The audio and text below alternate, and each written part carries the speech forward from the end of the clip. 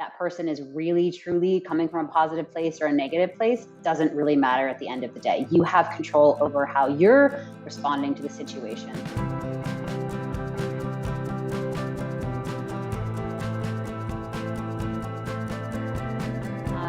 So a little bit about me. I am originally from the States, but I've lived overseas for almost as long as I've lived in the States now. And yeah, so I've lived in Africa for most of that time.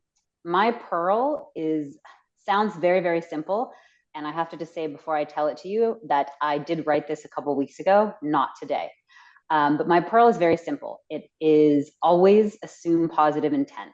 And I find this very difficult in practice, but it makes a huge difference. And the story behind this is that many years ago, I had a colleague who wasn't on the same grade team that I was on. And I loved working with her. She had the best ideas. It was so wonderful. But whatever team she was with always complained about her. And I thought it was really strange, but okay, whatever. Eventually, she was moved to my grade team. And I actually was excited about this at first. But let me tell you, she was in fact impossible to work with. She always wanted to make herself look good, and she would kind of go behind your back, and you felt like you couldn't trust her. And our whole team dynamic was in a mess. And I was beyond upset.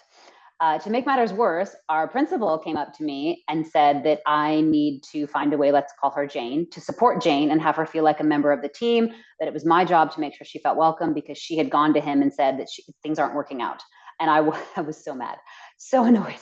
I went home to my husband and I'm like complaining to him, and just probably a few choice words were used.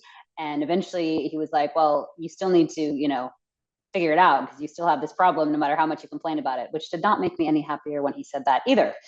But I decided that he was right. And I called one of the coaches that we had at our school, who I was actually friends with, and I told her my problem. And I honestly, I told her I don't know what to do.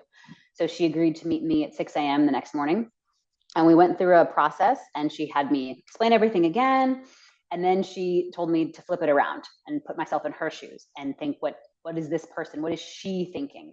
And she gave me some examples. She pushed me harder to think about how what she was doing was probably coming from a positive place. And I have to tell you, this changed my entire mindset. I was able to work with her from then on. I was able to also help our team work with her.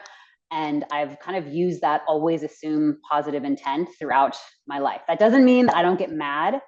I believe very strongly that you need to feel your feelings, get mad, get hurt, and then let them pass and try to think about that person coming from a positive place. Because whether or not that person is really, truly coming from a positive place or a negative place doesn't really matter at the end of the day. You have control over how you're responding to the situation.